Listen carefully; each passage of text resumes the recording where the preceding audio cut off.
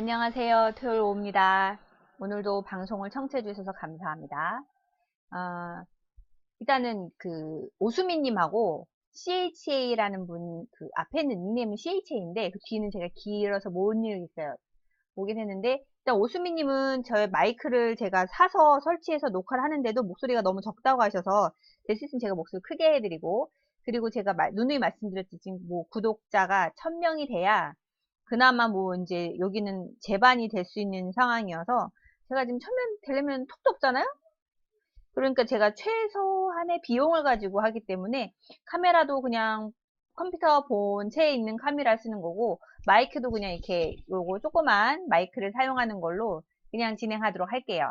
그리고 제가 이 나중에 좀 이렇게 회원수가 진짜 확 늘고 한 1000명 넘어서 한 10,000명 가면 그때는 뭐 카메라도 설치하고 그때는 마이크도 이따만한 걸 하고, 저는 그때는 그렇게 할게요. 근데 지금은 좀 양보를 해주셨으면 좋겠어요. 제가 이거를 전업으로 하는 것도 아니고 이걸 상업적으로 하는 게 아닌 게 누누이 말씀드리지만, 여러분이 어느 정도는 좀 이렇게 감수를 해주시고 보셔야 될 것 같아요. 여러분들도 그냥 전체적으로 공부를 하시는 거에 있어서 제가 도움을 드리고 있는 거잖아요. 그러니까 여러분들이 좀 많이 주셔야 될 부분은, 소리 같은 경우는 이렇게 블루투스 같은 거 하나 사셔서 핸드폰하고 연결해서 스피커를 좀 이렇게 키우시면 좀 크게 들을 수 있어요.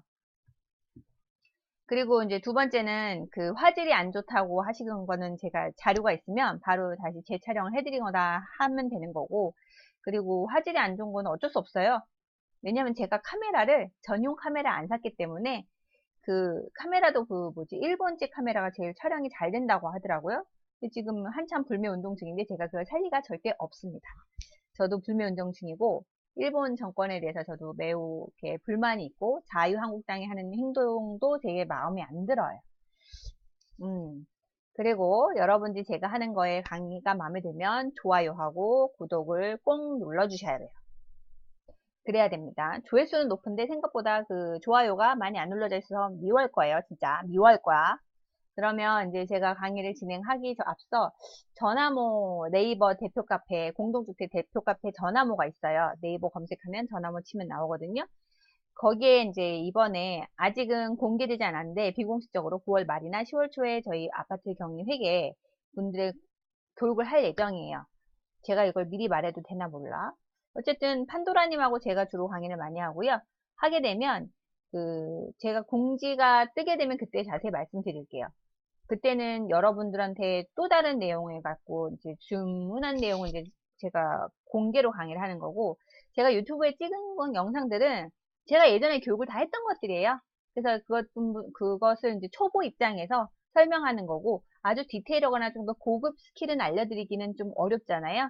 그러니까 여기까지만 욕심을 내셔서 하시고, 전화모 교육 공지가 뜨면 그때 제가 다시 말씀드리겠습니다. 그때 교육비는 제가 알고는 3만 원이고, 그리고 교육 날짜는 토요일날 정해지면 토요일날, 그리고 카페를 가입하셔서 그거를 이제 등록하시면 돼요. 그러면 실제로 저를 강의장에서 만나실 수 있어요. 여하튼 그러면 오늘의 강의를 시작하겠습니다.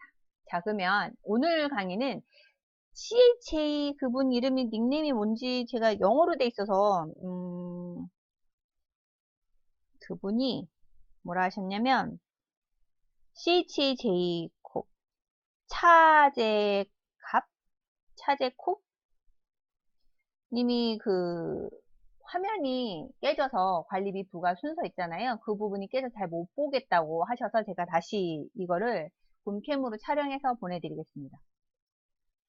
네, 저 원래 이거 하기 전엔 곰캠이라는 게 있는지도 몰랐고, 마이크 설정하는 것도 몰랐고, 그렇네요. 근데 이거 하면서 이제 이것저것 배우다 보니까 재미는 있어요. 제가 원래 그냥 이렇게 정보를 나서서 알려드리고, 그러니까 누구를 가리키는 걸 좀 좋아하는 성격이어서, 제가 저에 대한 거를 좀 간단히 말씀드리면, 제가 이 직종 하기 전에는 초등학교 학원 수학 강사였어요. 그리고 그 전에는 모 백화점 매장 관리자로 한 10년 일했고요. 또 그 전에도 학원 강사였어요. 그리고 나서는 이제 그 전에는 알다시피 대학을 나왔을 것이고. 그리고 저는 아파트 관리소장님들이 좀 존경스럽긴 해요. 왜냐하면, 제 옆에서 지켜보면 아니 그냥 손에 땀이 나요. 민원들이 하루 그냥 너무 많다 보니까 저야 뭐 이렇게 얘기를 전달해서 그분의 기분 심기 안 상하게 얘기만 충분히 들어드리고 전달해드리는 입장이니까 실제로 저는 해결할 게 없어요. 뭐 이렇게 뭐 주차료나 뭐 이렇게 그런 헬스장 그런 거 민원들은 좀 있을지언정 내가 격리가 실수하지만 않으면 저희는 크게 부닥칠 게 없거든요. 그러니까 그 외의 거는 소장님들이 다 해결을 하셔야 되기 때문에 소장님들 정말 대단하신 것 같아요. 그래서 저는 소장님 그 시험 보러 가면 대부분 저보고 자꾸 소장님 한번 해보라고 하는데 전 그렇게까지는 힘들게 살고 싶지 않습니다. 지금이 딱 좋아요. 제가 즐길 수 있고 제가 여유롭게 마음 편히 할 수 있으니까 지금이 행복한 것 같아요. 그 전에 백화점 관리자 했을 때는 너무 그렇게 스트레스 받는 걸 많이 해서 진짜 건강이 조금 안 좋았어요. 머리도 많이 빠지고 지금도 머리가 많이 빠지긴 하는데 그땐 많이 빠져갖고 좀 안 좋았어요. 생각보다 감정 노동이 매우 힘들다는 거. 육체 노동도 그렇지만 뭐 이렇게 회의 자료나 이런 거는 뭐 그런 거는 뭐 일을 하면 되는 거니까 문제는 감정 노동이라는 게 너무 쉽지 않다는 거. 그러니까 여러분들도 백화점 직원한테 너무 싸납게 하지 말아 주시기 바랍니다. 자, 그러면 이제 바로 본론으로 들어가겠습니다. 그럼 자 볼게요. 절 좀 줄이고 아파트 관리비 부과 순서 재촬영 들어가겠습니다. 아파트 격리 팁이고요. 제 닉네임은 토요일 오후입니다. 자, 그러면 아직도 좋아요와 구독 안 누르신 분 있으면 빨리 지금 누를 시간 5초 드릴게요. 5, 4, 3, 2, 1 눌렀죠? 자, 그러면 다음 페이지 넘어갈게요. 부가 순서를 잠깐 이렇게 볼까요? 밑으로 내리고요. 일단은 전체적으로 이렇게 제가 흐름을 볼 때 펜,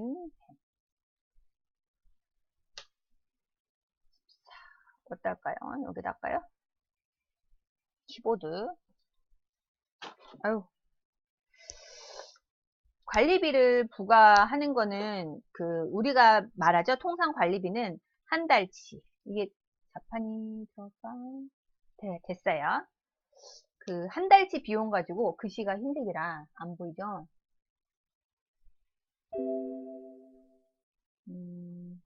됐다. 관리비는 산출할 때 우리가 통상 한 달치 그 한 달치 아파트를 유지하는 데 쓴 모든 비용을 그죠? 그거를 집계를 해요. 비용을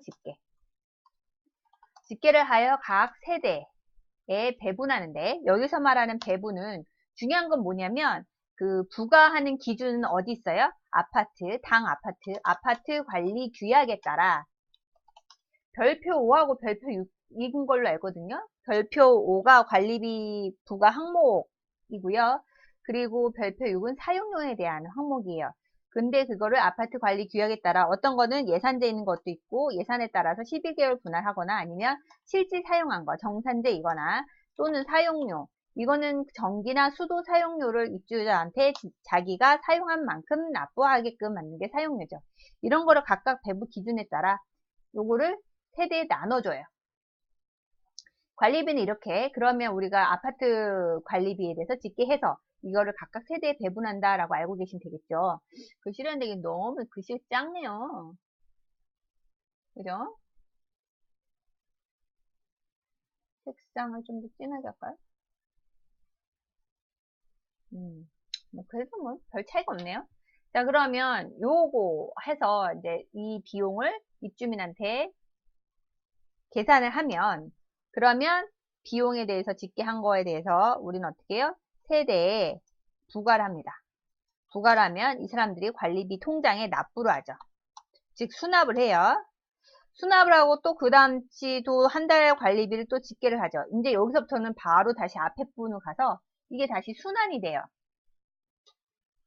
마우스, 펜, 어디 갔어? 안 보이네요. 여기 있다. 이게 이렇게 해서 다시 순환이 돼요. 이게 반복이 된다는 거죠. 이해 가시죠? 사이즈가 되게 애매한 게 이루어야겠네요, 얘는. 자, 그럼 한번 볼게요. 그 부가를 할 때는 맨 처음에 그 우리가 제일 먼저 할 게 수납을 모두 잡아요. 만약에 미납 부분 있는지 없는지 확인하셔야죠. 아파트 입주민이 예를 들면 뭐 101동, 뭐 107동, 107동 405호 저희 아파트 진상분이시거든요. 107동 405호가 관리비를 31일 날 자정에 납부했으면 이제 이거에 대해서 수납 처리해야 되잖아요. 이분이 수납이 되어야 되고 그 다음에는 미납이 없는 상태로 다시 새로운 관리비를 부과하는 거죠. 그러면 부과는 어떻게 되냐면 한 달치에 대해서 전월에 대한 모든 비용 1일부터 31일까지 전월에 쓴 모든 비용을 얘를 집계를 해서 그 다음 달 말일까지 납부하는 체계예요. 이해 가시죠? 그러면 잠깐 파란색으로 할까요?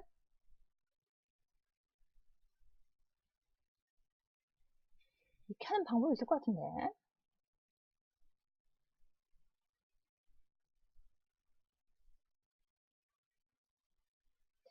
이렇게 뭐 하는 방법 없을까? 됐어요. 아우, 진짜 조금씩 배우는 이 스킬이 안 늘어요. 이게 만약에 지금 그 관리비를 부과하는 게 8월이라고 할게요. 그러면 7월 거를 8월 말까지 납부를 하죠. 30일까지. 이번 달에는 8월 31일이 아니고 9월 2일일 거예요. 왜냐하면 8월 31일이 금요일이고요. 아니, 토요일이고요. 9월 1일이 일요일이에요. 그러면 은행 업무 마지막까지 일인 월요일까지로 관리비 납부 마감일을 이제 부가 마감을 하고요. 이때는 7월분이죠. 근데 여기 있는 거는 우리가 지금 작업하는 거는 8월에 7월분을 수납하려고 7월 거를 여기서 다 이쪽으로 납부하게끔 7월 1일부터 7월 31일 거를 8월 31일까지 납부해야 되는데 이번 달에는 빨간 날이니까 9월 2일까지 납부하는 걸로. 그러면 7월에 납부했을 거는 그 전달 6월이에요. 그죠? 6월분을 수납을 처리가 끝나야 돼요. 만약 이 사람의 부가를 우리가 지금 하고 있는 게 8월 며칠이잖아요. 그러면 7월이나 또는 8월에 미납한 거를 연체한 거를 한꺼번에 내는 세대도 있어요. 그러면 전산으로 얘가 마감하기 전까지 모든 것은 다 수납 처리가 되어 있어야 돼요. 그래서 말일자 모두 수납은 완료돼야 되고요. 아까 그 빨간색이 어디 갔어요? 아까 그 빨간색이 딱 좋았는데.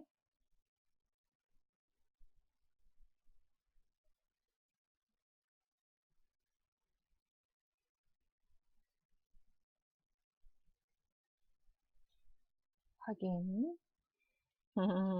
자, 그러면 말일자 모두 수납을 완료를 해야 되고, 얘를 수납을 하고, 그 다음에 또 현금, 얘는 시제금을 확인해야 됩니다. 시제금은 관리소에서 소소하게 썼던 모든 것, 그 사무용품비나 아니면 교통비, 그런 거 있죠. 소모품비, 짜투리를 쓴 거, 잡비 같은 거, 이런 거는 시제금, 현재 시제하고, 합잔을 보시고, 합계잔의 시산표, 합계잔의 시산표를 보시고 부가를 마감하세요. 시산표. 왜냐면 합계잔의 시산표에 얘가 쭉 뜨잖아요. 여기서 현금이에요. 이 계정을 더블 클릭하면 이거에 대한 내역이 보조본증이 쭉 떠요. 그래서 맞추기가 좋아요. 언제가 틀렸는지.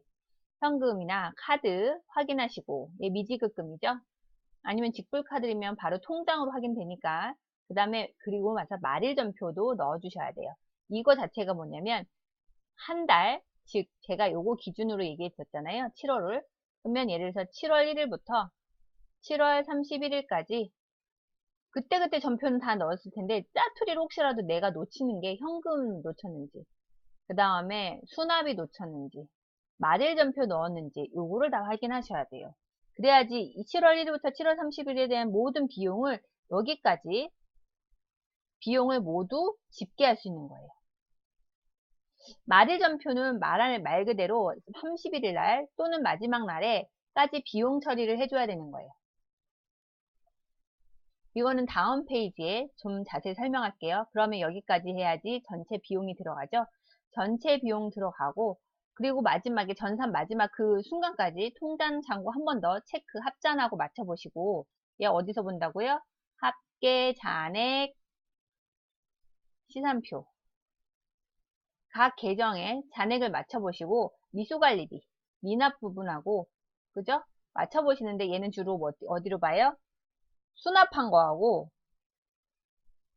수납한 거 맞춰보셔야 되는 회계 전표가 맞는지. 수납한 거하고 회계 전표 틀리면은 미수관리비가 틀어지겠죠. 얘는 어디서 비교하냐면 미수금 회계 비교라고 홍진 프로그램에 있어요. 얘를 보면 얘가 문제가 있으면 조회를 하잖아요. 그러면 요게 그 쭉 한 것 중에 어느 순간에 빨간색이 뜰 때가 있어요. 여기서부터는 전표 처리한 거하고 수납 처리한 게 틀렸다는 얘기예요. 그러면 그 밑으로 아무리 봐도 다 쫘르르 다 핑크색이야. 얘가 맞아 떨어져야 돼요. 여기까지 확인하시고 확인하고 나면 재무제표 보조부를 작성합니다. 얘는 왜 작성하냐면 현금, 미지급금, 충당금, 그 다음에 예비비, 모든 그 다음에 여러 가지 그냥 중요한 예수금 이런 것들이 막 섞여 있는 것들 있잖아요. 걔네들을 금액을 좀 발라내 줄 수 있어요. 내가 빠뜨린 것이 있는지 없는지. 그리고 요쯤 되면 재무제표 보조부 작성하면서 한 번 더 크게 보려면 월별 손익계산서 보시면 매월 똑같이 나가는 건 청소비, 경비비 이런 건 똑같잖아요. 매월이 똑같아요. 전월하고 당월이 똑같죠. 특이한 사항은 다를 수 있어요. 근데 전월하고 당월이 같은 경우는 만약에 내가 전표를 이중으로 했으면 튀겠죠. 금액이. 그리고 내가 전표 처리 안 했으면 튀겠죠. 금액이 없으니까. 이렇게 해서 월별 손익계산서로도 한 번 더 확인할 수 있어요. 재무제표 보조부를 작성해서 미지급금이나 내가 예수금 빠진 게 있는지, 그 다음에 주민부담금으로 사대보험 잘못된 게 있는지 확인할 수 있어요. 보조부까지 작성하시면 여기 밑으로 이제 부가 기초작업을 들어가시는 거죠. 부가 기초작업 들어가면 이거는 기초작업은 말 그대로 기간을 넣어주는 거예요. 7월 1일부터 7월 31일까지. 부가 마감일은 9월 2일. 순환일이에요, 얘가.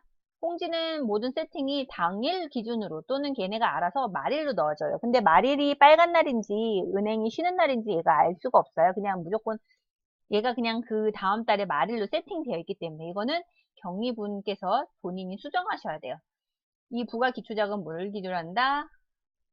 비용을 짓게 할 기간을 입력해준다. 그 다음에 자동이체 자료 중복 확인은 이거는 지금 해도 되고 안 해도 되고 근데 초보는 지금 하면 좀 헷갈릴 수 있으니까 얘는 스킵할게요. 이게 좀 이렇게 고퀄이신 분은 얘가 왜 지금 여기 들어가는지 이해하겠지만 이거는 지금 여러분한테 설명하면 될 거는 아닌 것 같아요. 그 다음 이쪽으로. 참고로 얘기하면 중복 세대 미리 사전에 얘기하려고 하는 건데 어쨌든 지금은 이해는 안 되실 거예요. 얘는 그냥 여러분들 스킵. 자, 부속명세서. 부속명세서는 그 재무제표 보조부 작성하면서 부속명세서는 같이 거의 다 따라와요. 부속명세서 작성하고 부가내역서는 작성하죠. 부가내역서는 엑셀.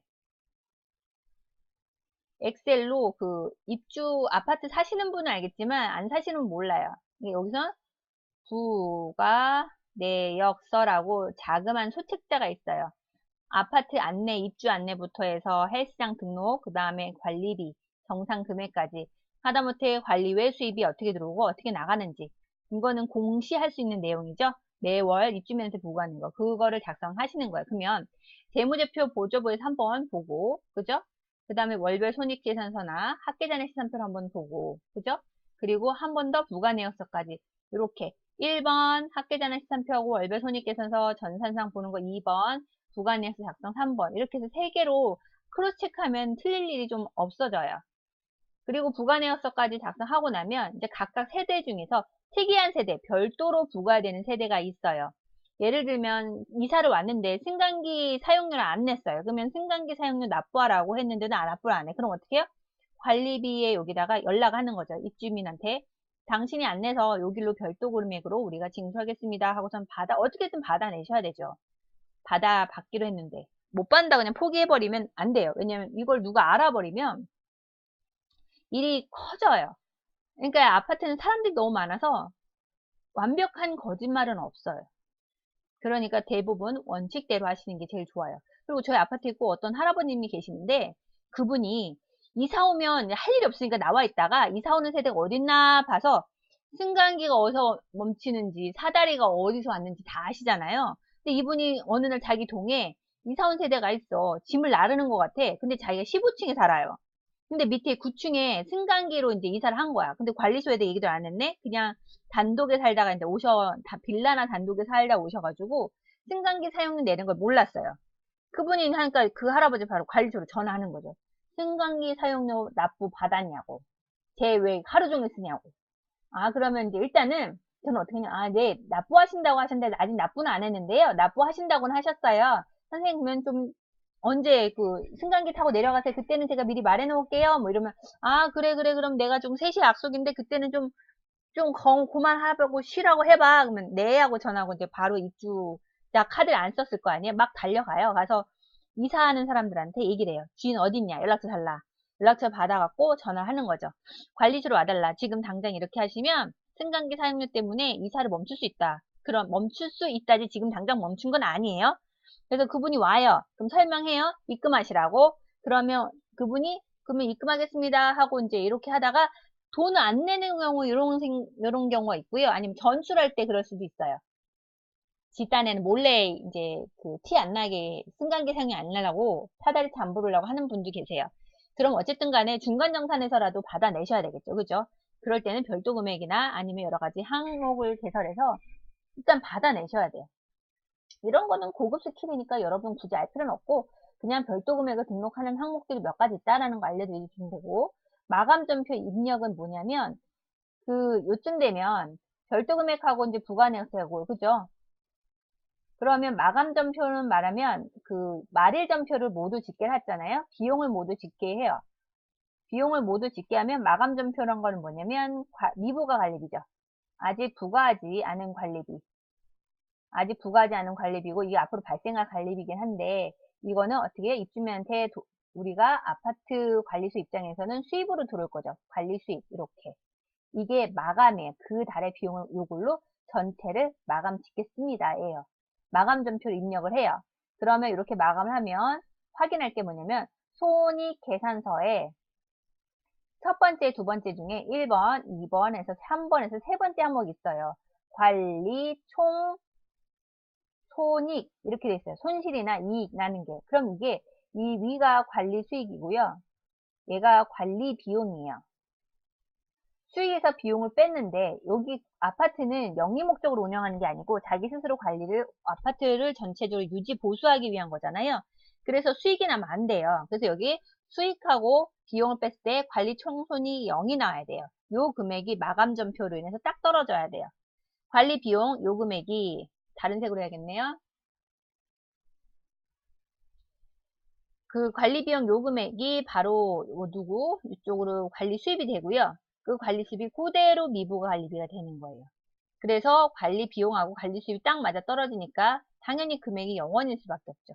총 손익은 없어요. 그래서 이제 여기는 다 했으면 관리비를 엑셀을 보고 이 엑셀 파일을 보고 관리비 부가처리 집어넣습니다. 이거는 단가 하나하나 넣고요. 중간정산 세대 중에서 그 입주민이 이사를 가면 새로 들어올 사람 후임자 새로 들어올 전입자한테 관리비를 인수인계하고 가는 게 제일 깔끔해요. 왜냐면 그래야지 우리는 계산만 뽑아주고 서로 승계해서 다음 분이 관리비를 납부하시면 되는데 문제는 규약상에 아파트 관리소로 납부한다라고 되어 있는 아파트도 일부 있어요. 또는 연체 세대. 그러면 어떻게 해요? 일단은 돈을 받아야 되는 게 중요하니까 그때는 돈을 받죠. 그러면 돈을 받아놓으면 예금이 차변이 늘어나고 가수금으로 했다가 다음 달에 그 관리 비용에서 차감하든가 아니면 그 바로 발생을 시키고 수납 처리하든가 둘 중 하나 하시면 돼요. 그러면 이 가수금이나 또 다른 계정은 또 뭐냐면 중간 관리비 예수금이라는 게 있어요. 이거는 좀 이렇게 둘 다 그 가수금은 조금 더 정해진 게 없는 불특정한 확인할 수 없는 금액이어서 얘도 임시계정이에요. 얘는 임시계정이 아니죠. 중간관리비 예수금. 뭐 돈은 모아놨다가 나중에 그 관리비 생기면 차감할 거니까. 요거는 나중에 좀 그 전화모 교육 때 그때는 제가 디테일하게 얘기했는데 여기는 그것까지 설명하면 너무 시간이 없고 가수금하고 중간관리 외수금으로 돈을 받아놨다가 차감하는 경우가 있어요. 이럴 때는 얘는 전출세대 그 금액을 확인하고 관리비를 발생하면 예를 들어서 관리비가 101동 201호가 관리비가 실제로 25만 원이 나왔어요. 근데 전출하는 세대가 얼마를 냈냐면 그 30만 원을 냈다고 칩시다. 선납으로 납부한 게 30만 원이에요. 그러면 5만원 남죠. 근데 별도 금액으로 마이너스 30만원 하지 말고 이 5만원은 차액을 마이너스를 또 고지서에 찍히면 이게 안 돼요. 그래서 얘를 얼마? 25만원으로 당월에는 관리비 부과할 때 차감을 하고요. 5만원은 그 다음 달에 차감해요. 이게 이렇게 돈이 남는 경우는 주로 어떠냐면 가산을 5% 한다던가 3% 하는 아파트는 돈이 남을 수밖에 없어요. 그죠? 그럼 다음 달에 줬다가 차감해야 되죠. 그거는 좀 알고 계셔야 돼요. 근데 요즘 아파트 트렌드가 가산율 있는 게 거의 없어졌어요. 왜냐하면 요게 약간 분쟁의 소지가 있어서 민원이 그 각 구청이나 지자체로 5% 이걸 왜 내냐, 내가 낸 것만큼 하겠다 3%를 없애는 분위기여서 이게 좀 아파트 입장에서는 손해나지 않으려고 하는 짓이잖아요. 어쨌든 간에 5%하고 3%는 좀 없애는 분위기예요. 어쨌든 참고하시고, 무조건 학원에서 5%하고 3% 받는다고 해서 무조건 받으시면 안 되고 아파트 관리 규약을 보고하셔야 돼요. 그러면 여기 좀 잔소리가 늘어졌는데, 그러면 전출세대 중간정산 금액을 확인하시고 얘도 별도 금액에 넣으셔야 되죠. 자동이체 자료를 수신해야 합니다. 요거는 뭐냐면 자동이체는 아파트에서 비용이 발생하면 이거를 자동이체라는 금융권을 통해서 관리비를 납부하겠다 신청하면 은행이나 카드사에서 그 기간에 납부 마감 전에 그 금액을 주는 거죠. 근데 이 비용을 누가 알려줘야 돼요? 아파트에서 보내줘야 돼요. 요 자료를. 그럼 색깔 딴 걸로 해볼까요? 요걸 할게요. 알려주면 이 금액을 알려주는 이 중간 다리가 뭐냐면 아파트 데스크예요. 여기 사이트에서 홍진에서 자료를 받아 아파트는 각각 신청한 은행하고 카드사에 자료를 뿌려줍니다. 그럼 아파트 데스크에서 그 돈을 뿌려주면 은행에서 그때 납부를 하는 거예요. 이해 가시죠? 근데 부가 자동이체 자료 신수는 뭐냐면 이렇게 신청한 세대를 저희가 누군지를 알아야지 자료를 줄 거 아니에요. 다 주진 않잖아요. 그죠? 요거를 받는 거를 자동이체 자료 수신이라고 보면 됩니다. 너무 지저분하죠? 그럼 지울까요? 자, 그럼 다시 한번 아파트에서 아파트 데스크를 통해서 은행에다가 자료를 전달합니다. 데이터베이스를 전달하고요. 그러면 은행에서는 이 데이터베이스를 보고 바로 뭐예요? 돈을 송금하죠. 캐시 돈을 송금을 합니다. 그러면 이 아파트 데스크의 데이터베이스를 우리가 받아서 이거를 자료를 주려면 어느 세대가 자동이체 신청했는지 알아야 되잖아요. 그게 바로 자동이체 자료 수신이에요. 얘를 하다 보면 가끔 가다가 이런 경우가 있어요. 101동 404호에서 이분이 집에 남편하고 본인이 같이 살다가 관리비를 납부하기 좀 힘들었어. 아내가. 며느리한테 얘기했네. 아유, 내가 이번 달에 관리비를 납부를 제때 못해서 연체를 자꾸 했다. 그냥 그래도 내가 이게 요즘 니는 건강하지? 나는 괜찮다라고 얘기하면 괜찮은 건 아니잖아요. 그럼 돈 많은 며느리가 어떻게 해요? 남편이 돈도 잘 벌어와. 그까지 관리비 제가 내드릴게요 하고 얘기하면 아유 괜찮다. 니네만 잘 먹고 살면 되지. 그 얘기하잖아요. 근데 이 며느리는 그 말 그대로 들을 수가 없잖아요. 그러면 이제 아파트는 주소를 알고 동호수 알면 자동이체를 신청할 수 있어요. 금융권에다가. 그래서 며느리가 자동이체를 만약에 걸었어. 어디? 지 카드로. 걸어놨어요. 근데 이 할머니가 맨날 연체를 가서 돈은 있는데 자기가 은행 가기 힘들어서 힘든 거야. 그래서 이 할머니가 또 은행 가가지고 이 할머니 또 우리은행이네. 우리은행에서 또 자동이체 걸었어요. 그러면 자동이체가 두 개가 중복이 되는 거예요. 그러면 이게 두 번 들어와요. 그래서 여기서 중복 체크를 하셔야 됩니다. 그래서 제가 요거 하는 게 있는데 뭐 굳이 이거는 여기서도 확인할 수 있어요. 근데 여기서 확인하는 2단계 지금 여기 1번하고 2번의 차이점 뭐냐면 1번은 미리 봐서 입주민한테 전화하면 부가 마감 전까지 시간이 있잖아요. 시간이 있어서 그 사이에 얘가 해지 처리하고 깔끔하게 정리할 수 있어요. 근데 부가 마감 전에 바로 자동이체 자료 수신하면 중복이 되잖아요. 근데 나는 마감해야 돼. 근데 이거를 입주민한테 전달만 하고 그냥 마감 처리할 수가 있어요. 그리고 어떻게 해요? 아파트 데스크 사이트 들어가서 이거를 이제 전화해서 얘기를 해야 되는 거죠. 뭐 하나 취소할 건지 얘기를 해주면. 그죠? 근데 저는 이게 좀 일이 귀찮아가지고 여기서 한번 하고 여기서 또 한번 하는데 이거는 본인 편한 대로 그냥 2번 하시던가 1번 하시던가. 그 다음에 확정전표는 입력은 뭐냐면 관리비를 그러니까 미부가 관리비하고 여기 말일자 전표 있죠. 마감전표. 미부가 관리비. 이거를 말일날잖아요. 30일날. 그러면 7월에 할게요. 7월 30일이면 관리 수입. 였잖아요. 그러면 요 확정은 내가 전산을 부가를 끝냈어. 관리비 부가처리 다 끝나고 부가 마감 처리 딱 하는 그날 마감 처리하는 그날 확정 전표 바로 입력하셔야 됩니다. 이게 뭐냐면 이수관리비 미부가 관리비는 임시계정이잖아요. 없어지는 거예요. 미부가 관리비 이렇게 글씨 참 그지 같네요. 그러면 요거 한 다음에 이제 부가 마감하고 자 요거 마감하고 데이터 전송은 뭐냐면 K아파트예요. K아파트에 회계 데이터 전송을 해주셔야 돼요. 이거는 안 하시면 과태료가 있어요. 부가 내역서를 보내주시고 이거 공동주택 관리비 공개 처리하셔야 됩니다. 이거는 전화가 와요. 제가 알고 있던 제가 실습했던 언니가 여기까지만 했어. 난 분명히 이거 빨간색이라고 요거 주의하시라고 얘기했는데 이거를 잊어버린 거예요. 설명 들었다가. 그런데 6개월 후에 전화가 왔어요. 과태료 나옵니다 하고. 그러면 이제 과태료 내야죠. 근데 이거 누가 내야 돼요? 경리가 내야 돼요. 원래 경리가 공개하는 건데 소장이 공개하지는 않거든요. 그러면 이거는 본인이 내셔야 돼요. 대표님들이 좋으면 해줄 수도 있겠지만 이거는 자동이체 연체, 그러니까 전기료나 수도료 잔액 확인 못해서 자동이체가 안 된 경우 또 격리 책임이고요. 맨날 통장 맞추셔야 되잖아요. 그리고 공동주택 관리비 공개 안 한 것도 격리 책임이에요. 그 다음에 회계감사 끝나고 회의아파트에 회계감사 자료도 올리지 않아도 걔도 격리 책임이에요. 이건 확실해요. 책임 요무가 어떻게 할 수가 없어요. 그러니까 정신 바짝 차리고 하셔야 된다. 자, 그러면 또 포인트를 한번 볼게요. 자, 이게 말일자예요. 제가 말했죠. 요거 아까 자세히 설명해야 된다고. 말일자 전표는 뭐예요? 그 달에 있었던 비용을 짓게 한 한 달에 모든 비용을 집계를 하는 거예요. 그러면 말일날 꼭 비용을 발생해 둬야지만 되는 거. 즉 얘는 실제 거래는 이미 먼저 집행하거나 미래 거를 땡겨 사는 경우가 많겠죠. 그럼 첫 번째 성급비용. 성급비용은 말 그대로 비용을 미리 지급한 거예요. 예를 들면 보험료 같은 경우 있죠. 보험료는 대부분 화재보험이나 승강기보험 이런 거 들잖아요.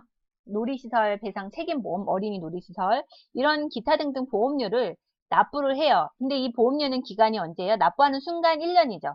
그러면 1년치를 한꺼번에 납부해서 입주민들 한꺼번에 부과하면 안 돼요. 이거는 균등부과예요. 1년에 해당하는 거니까. 만약에 1월 달에 납부했어요. 그러면 1월에 산 사람이 2월에 이사 가면 완전 손해잖아요. 2월에 온 사람은 완전 개이득이고. 그렇기 때문에 어떻게 해요? 얘는 1년치를 부과하는 거죠. 보험료를 성급비용으로 이제 120만 원을 했네요. 그러면 1년치예요. 그러면 그러니까 보험료를 계약하는 날, 계약 시 선급 비용이에요. 얘는 자산입니다. 먼저 납부한 거 되면 자기의 채권을 갖고 있는 거예요. 120만 원 하고요. 여기는 예금이죠. 대변, 자산의 감소 120만 원 들어갑니다. 이거를 만약 1월 1일 날, 1월 1일은 빨간 날이지 1월 2일 날 계약을 했어요. 근데 기업을 해놓고 이 비용에 대해서 어떻게 입주민한테 부과해야 되죠. 얘는 엄밀히 말하면 자산입니다.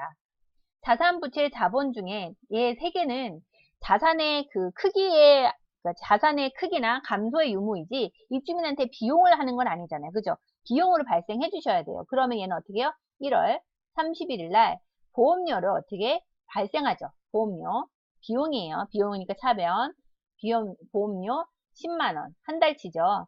이거는 그러니까 비고란에 12분의 1 차감 12회 중에 1회 차감 그러면 요거는 성급 비용이 줄어듭니다.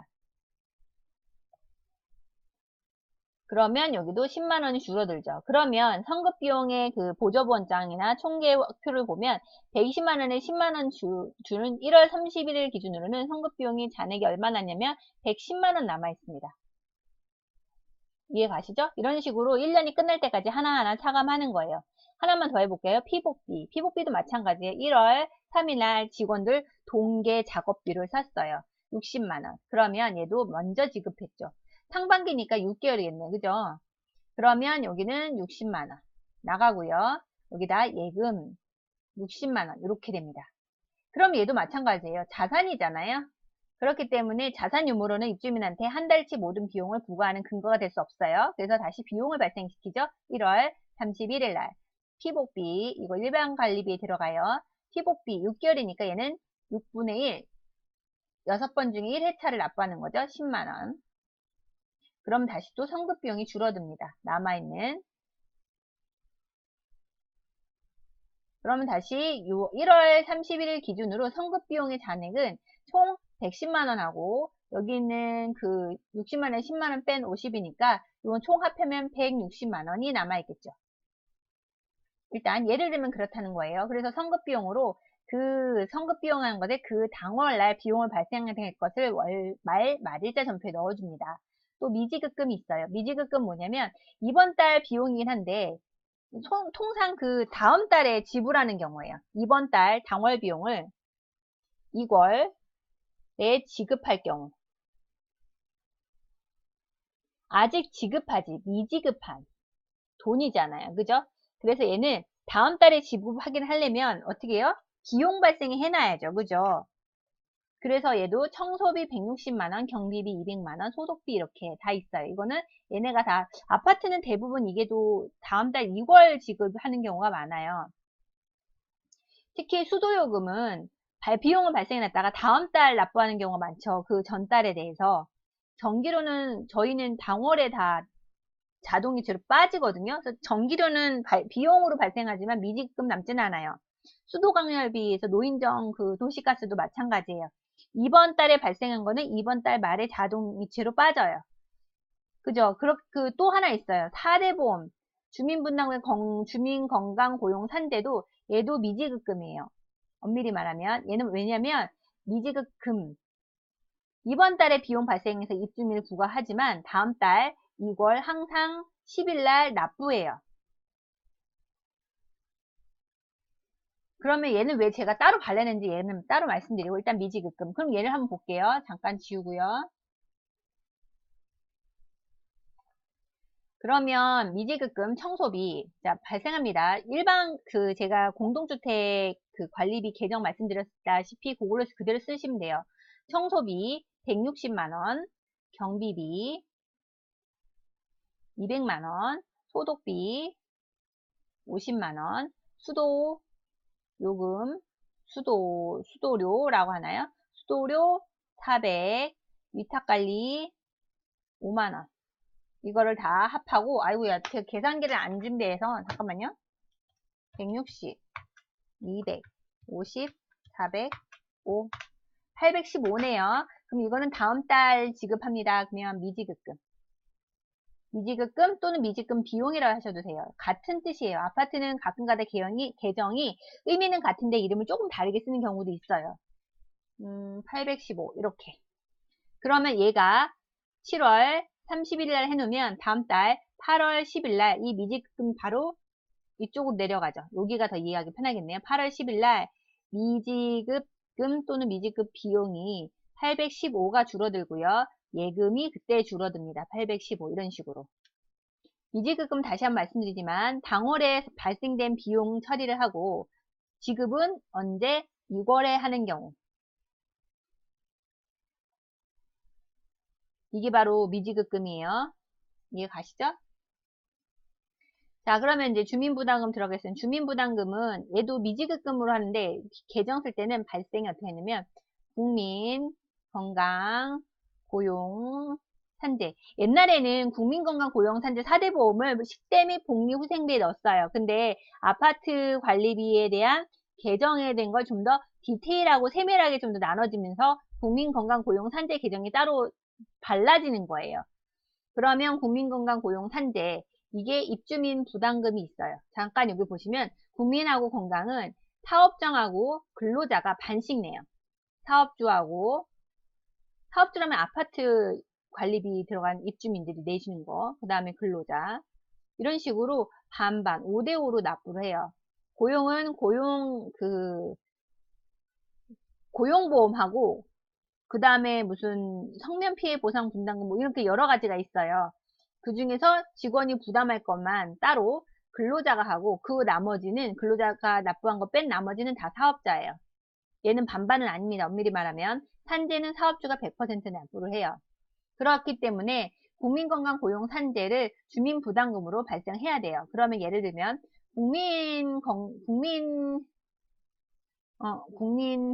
국민연금이죠. 연금이 만약에 얼마 계산하기 편하게 그냥 20 할까요? 20만 원이 나왔는데 사업주 10, 근로자 10이에요. 근로자는 얘를 얼마로? 예수금 계정에 모아놨다가 다음 달 10일 납부하고요. 10은 입주자분들이 나는 거죠. 입주자. 아니요. 아파트 입주민. 그리고 건강도 20이라 할게요. 이게 10씩, 입주민 10, 근로자 10. 고용은 이제 얘가 10이라고 하고 근로자가 내는 거는 뭐 8로 할까요? 8. 그러면 입주민은 12를 내고요. 산재는 20만 원 전체 대폭 자기가 100% 납부하니까 이렇게 하면 어떻게 하냐면 7월 31일 국민연금 그러니까 요거 직원은 이미 받아놨잖아요. 입주자만 낸 국민연금 10만 원. 그 다음에 여기 있는 거 건강보험 도 10만 원. 그 다음에 고용보험 근로자 8했으니까 입주민은 12만 원만 내면 되죠. 그 다음에 산재 10만 원. 이렇게. 잠깐만요. 지우개를 좀 지우고요. 좀 제가 쓸 게 있어서.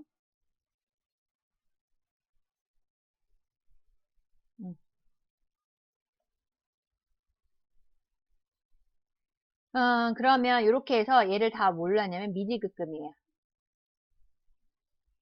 주민부담금 다 발생시켜야 되죠. 그래서 부과를 하니까 10, 20, 30, 42만 원. 이런 식으로. 그래서 다음 달 7월이 아닌 8월 10일 날 납부를 하죠. 납부를 하면 미지급금 42만 원하고 그 다음에 직원의 예수금 얼마야? 10, 20, 28. 그죠? 10, 28. 28만 원. 요거 다 합쳐서 4대 보험 80만 원 이렇게 되는 거죠. 4, 6, 7, 4, 2, 4, 6, 8. 얘가 뭘 계산 잘못했나요? 어쨌든 잠깐만요. 10, 20, 30, 42만 원. 2, 4, 6, 8, 10, 20, 32. 여기 20만 원인데. 이렇게. 산재 100%니까. 그죠? 그러면 20, 30, 40, 52만 원. 여기 52만 원이네요. 52만 원. 그럼 얘가 52에다가 2, 6, 80. 이렇게 차대별 맞네, 이제. 80만 원. 이런 식으로. 이래서 4대 보험료를, 그러니까 대변은, 제가 잘못했네요. 요거 예금 내는데, 예금. 다시 한번 보시면, 국민건강고용산재를 미지급금으로 설정해놨다가 다음 달 10일 날 미지급금이 사라집니다. 42만 원, 이거 수정해야겠네. 52만 원인데. 52만 원 나가고요. 직원들 모아놨던 빨간색 잠깐 체크할까요? 헷갈리니까. 예수금 10만 원, 직원 예수금 10만 원, 직원 부담금, 고용보험 8만 원. 그래서 28만 원, 28만 원 줄어들고요. 이거 모두 80만 원에서 다음 달 10일 날 예금 80만 원이 줄어듭니다. 이런 식으로 되는 거죠. 됐어요. 그러면 충당금 한번 볼게요. 이제 좀 갑시다. 충당금은 연차 충당금하고 퇴직 충당금, 수선 충당금, 장기 수선 충당금이 있어요. 여기서 말하는 충당금들은 각각의 예산안에 예산을 잡아서 그거를 12개월로 나누면 그 한 달 부과할 충당금이 나오죠. 그죠? 이것들을 다 각각 비용을 발생합니다. 그러면 어떻게 할까요? 이거 좀 샘플을 적어드릴까요? 보면 연차, 퇴직, 그 다음에 수선비, 뭐 이런 식으로. 그 다음에 장기수선은 요걸 하지 않고 장기수선 충당금 전입액이라고 해요. 장기수선 충당금 전입액. 연차는 계정이 아파트마다 좀 달라요. 연차, 상여금, 뭐 연차, 뭐 여러 가지 연차, 저희는 몰랐더라. 갑자기 생각이 안 나네. 하여튼 연차 뭐가 있고요. 이 비용 계전에 하나 있는 게 있어요. 연차하고 퇴직급여, 그 다음에 퇴직금, 그 다음에 수선비, 장기수선 충당금 전입액 이렇게. 그럼 연차가 만약에 연차 이번에 이쯤인데 부과한 게 50만 원이면 50만 원 발생하고 퇴직금도 한 계산하기 편하게 50만 원이라 합시다. 수선 충당금도 50만 원이라 하고 그 장기수선 충당금은 1제곱미터당 얼마라고 하면 만약에 50평이에요. 50평이면 아 이건 너무 세네. 50원이라고 하면 우리 아파트가 예를 들어서 10,000제곱미터다. 그러면 1제곱미터당 우리가 50원으로 단가 책정을 했으면 그러면 얘도 50만 원이겠죠. 그죠? 이런 식으로. 그러면 연차는 연차 충당금으로 가고요. 퇴직은 퇴직 충당금. 수선비는 수선 충당금. 장기 수선은 장기 수선 충당금으로 가요. 적립을 하고 그 중에서 이제 요거는 좀 조심하셔야 될 게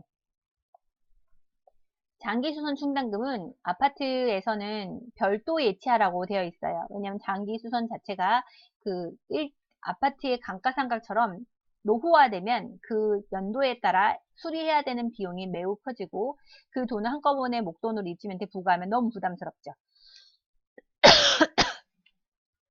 그렇기 때문에 미리미리 입주민한테 사용하는 기간 동안 입주민한테 그 계획에 따라 돈을 걷습니다. 그러면 이 돈을 아파트 관리소 통장에다가 넣어 놓는데 사고가 어제 많이 나면 장기선 충당금으로 사기 사건이나 뭐 그런 분쟁이 많기 때문에 법적으로 얘는 별도 통장에 놓고 잘 건드리지 마세요 라고 한 게 있어요. 그게 바로 뭐 별도로 적립하라고 규약이나 아니면 그 공동주택 회계 처리 규칙에도 나와 있어요. 요거는 위반하면 바로 과태료가 맥시멈 큰 게 1,000만 원이고 대표회장도 입주자 대표회장도 1,000만 원이고 소장님도 1,000만 원이에요. 금액 매우 크죠? 얘는 조심하셔야 돼요. 그래서 얘를 통장을 맞추려면 전입액을 50만 원을 했잖아요. 그러면 어떻게 하냐면 장기수선 얘는 그 아파트 입주민한테 얘는 두 단계로 꼭 하셔야 돼요. 그래야지 장기선 충당금하고 장기수선 충당 별도 예치된 예치금 통장의 금액이 맞아 떨어져야 돼요. 한 달 차이가 나거나 아니면 아주 똑같아야 돼. 그 외 금액은 잘못 처리한 거예요. 전표를 장기수선 충당하기 위한 예치, 별도 예치된 통장 금에 50만 원을 입금을 해요. 출금해서 통장으로 입금을 하죠. 그러면 어떻게 여기는 관리비 통장, 관리비 예금 통장에서 50만 원을 빼서 별도로 예치합니다. 이게 바로 별도 예치예요. 이게 별도 예치입니다. 얘는 기억하셔야 돼요. 두 단계로 여러분들께서 두 단계로 전표 처리하셔야 돼요. 이해가시죠?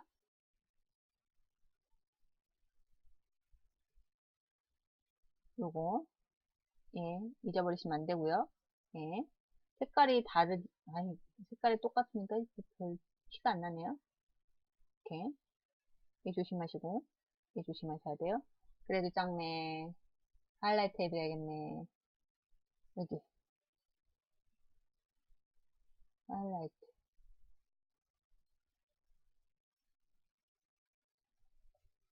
안 바뀌네. 왜 안 바뀌었어? 됐다. 요거 진짜 조심하셔야 됩니다. 장기수선 충당금 전입액 부과할 때는 전입액이 입주민한테 부과하려고 하는 거예요. 전입액은 충당 예치금하고 관리비 예금 통장에서 빼죠.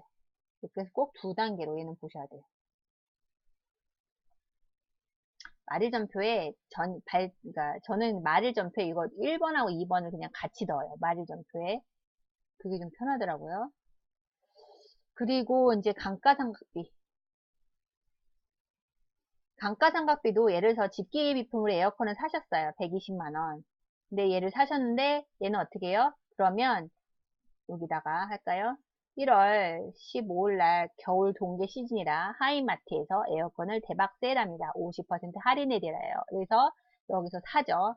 그러면 여기는 직기 비품. 관리소에서 쓰는 거는 직기 비품이고요. 공기구 같은 거 사는 그 작업자, 그 아파트 주인님이나 쓰신 거는 직기 비품이면 공구기구죠. 공기구. 직기 비품으로 에어컨, 여기서 에어컨 120만원 해서 예금을 지급했어요. 그러면 일단 자산은 증가하고 자산은 감소했어요. 근데 이거 직기 비품에 대한 건 120만원은 돈을 나갔지만 어쨌든 입주민한테도 부과해야 되잖아요. 그래서 얘를 1월 31일 날 직기 비품 감가 상각비를 해요. 이제 입주자 대피해서의 내용을 1년으로 의결했어요. 내용 연수를. 그래서 얼마? 10만원 하고 여기는 직기 비품 감가상각 누계 10만원 이렇게 해요. 이렇게 해서 부과를 합니다. 그리고 그 밑에 있는 거는 그 여러분이 많이 배우진 않았지만 이건 제 나름대로 정리한 거거든요. 실제로 말일날 비용 발생의 성급비용하고 미지급금, 주민분담금, 충당금, 감가상각비 있는데 저는 여기다 하나만 더 추가했어요. 별도 사용료. 이제 커뮤니티가 있는 아파트가 되게 많아졌죠. 그래서 운동시설이라던가 주차료 같은 거는 별도 사용료를 꼭 입주민한테 부과를 하려면 비용을 발생해야 하는 거죠.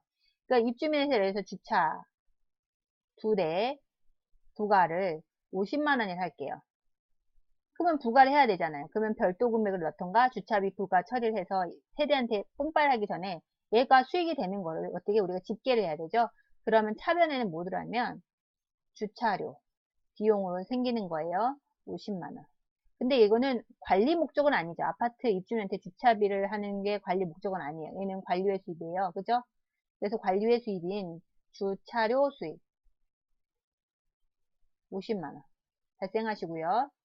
그리고 여기는 운동시설에서 헬스 사용료 100만원. 이거는 운동시설, 얘도 마찬가지로 관리회 수입이에요. 시설, 운영, 수입. 이렇게.